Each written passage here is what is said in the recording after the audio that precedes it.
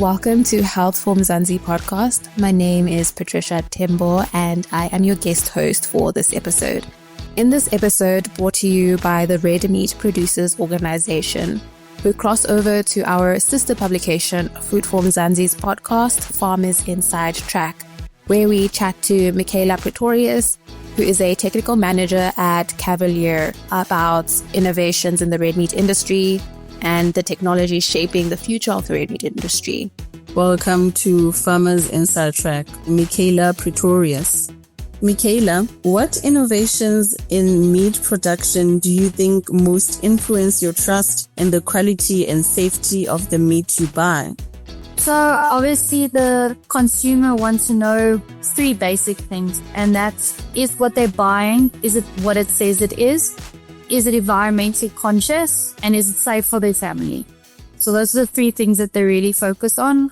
And so what comes to mind is things like feed additives that we put when we feed our cattle or sheep, breed developments on how to improve them, and the controls in place to make sure that we allow for consistent quality, but also things like animal welfare and a little bit more new-trendy practices like regenerative practices play a role. How important is transparency, such as traceability and ethical sourcing, to your purchasing decisions when it comes to red meat? Traceability throughout the red meat value chain basically cements the trust that you're buying what you get. And it needs to be all the way from farm to the final product, to your steak or your chop that the consumer is eating and will be placed on shelves. And that's really a major focus in our industry as a whole, especially with the increase in incidence of animal diseases. You may have heard of foot and mouth that's doing its round in the country. Our national departments of animal health really rely heavily on the private sector to support their actions and really control movement of cattle, control movements of animals, ensure that the traceability of each animal and owner is maintained. But I think there's also not just on the live animal side that's really getting a bit of focus on in South Africa. It's also a traceability system to your final product, to that steak or that mince or that chop that you put on shelf. And it's really gaining momentum of how can we prove that what we're putting on shelf can go all the way back to the animal that got slaughtered or the animal or the farm that it was raised on.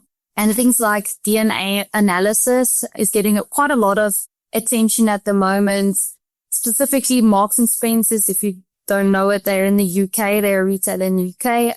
They're really focusing on doing this DNA traceability, being able to say, this piece of meat was made up of these specific DNA from these specific cattle. Traceability is really fundamental to help that openness and that, integrity, to show the integrity of the value chain. In terms of ethical sourcing, to go back to your question, the red meat industry really has a responsibility to reduce our environmental impact, and things like regenerative agriculture practices are really becoming vital to implement. We need to shift our agricultural production practices to not only just reduce the emissions, but also remove the carbon from the atmosphere and really placing it back into the soil. And that's what regenerative is. It's trying to become more efficient, producing more on a smaller piece of land while positively impacting the environment. So we really don't want to put more animals on a piece of land and negative. We want to build up that environment, the felt that our animals are grazing on. Of our farmers have been able to double even their capacity on their farm just by changing the way that they farm from the conventional and really drastically improving the diversity of their grass species and the insect species on their farm. And it's really small changes that make really big impacts. If I can give you an example, for parasite management practices, for instance, they've adjusted their use of antibiotics because they saw that it was killing the dung beetles, and we need the dung beetles to be able to put them manure and the fecal matter back into the soil and really help fertilize the ground. So those kind of things is new ways of looking at what we were doing all the time that really makes an impact. And in terms of traceability and consumer responsibility, are there any perhaps extra precautions that consumers can take once they have the product on their hands, which is the red meat, of course, in this case? In terms of traceability, once they've bought it, they need to know that what they're buying is right. From a consumer perspective, you need to be able to consciously buy from retailers or the shelves that you feel the most comfortable, that you've built the trust with. It's not to say that everybody does something different or something negative, but you need to make sure that you know your expectations and what you want for your family and for your livelihood. And if you want something that's really high protein, then yes, beef is the way to go. But if you're looking for something lean, then maybe not looking into a Wagyu product, for instance, looking into something else, it's going to give you what you want. So it's hard from a traceability. The customer, they get what they get.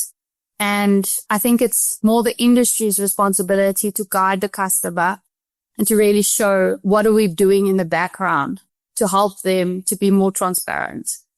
In what ways do you see technology making red meat more convenient, nutritious, or sustainable for everyday consumers? There's a lot of innovation that are happening throughout the value chain. So if you look at things like in the feed industry, so we're talking about animal nutrition, there is a drive to remove antibiotics, remove growth stimulants, and that's obviously got negative impact with antibiotic resistance and health implications for the consumer. And so by removing that and finding really new innovations to try and replace the functions of what they were typically doing really has a good health implication.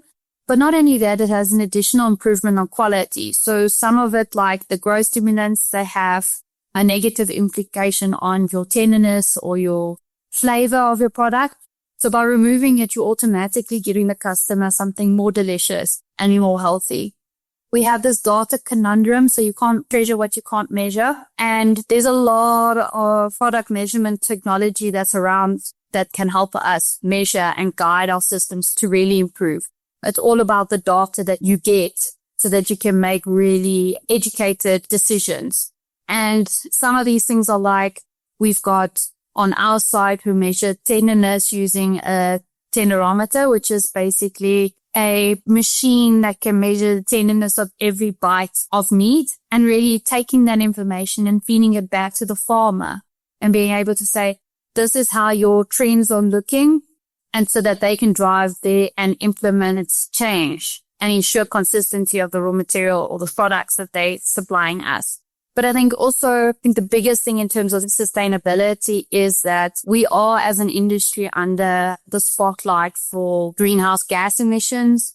And there is also, we really are focused on even a factory level being quite a significant producer of greenhouse gas emissions to measure and to record those emissions so that we can aim to reduce it.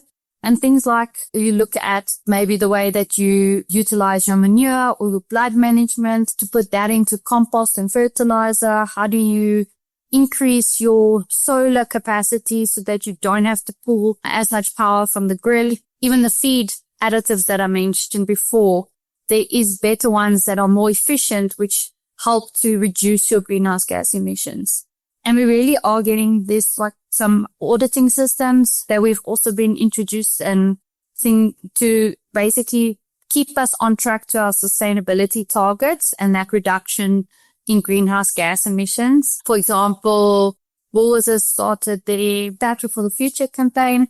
It's very similar to the Fishing for the Future that they've also have on their products. And it's basically just to review how do they track against the sustainability goals for them, but also for Cavalier as a company.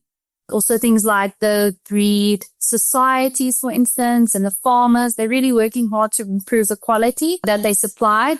So they really try and look at breeds. How can they adjust their breeds and their animals and farm better to give the customer the best quality in terms of tenderness and juiciness and flavor?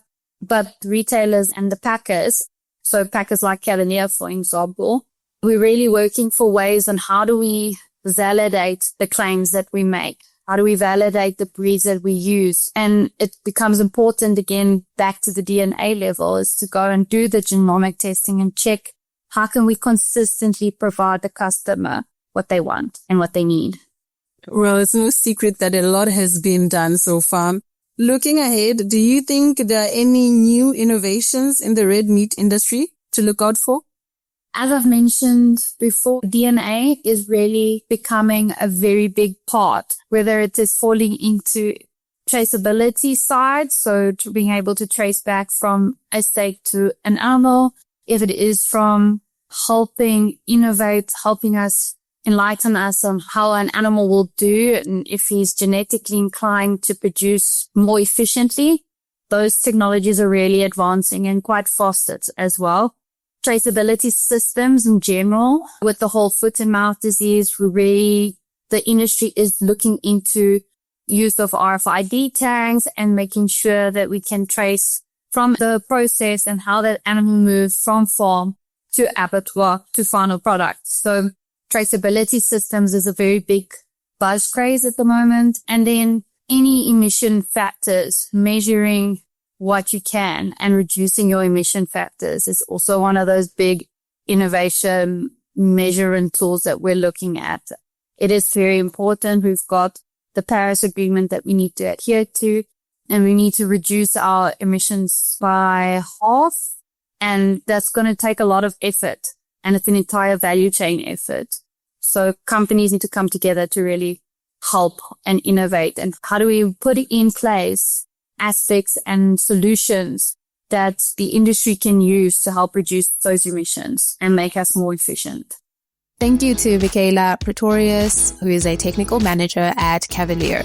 To find out more about being the healthiest version of yourself, visit healthformzansi.co.za, or you can send us an email to hello@healthformzansi.co.za.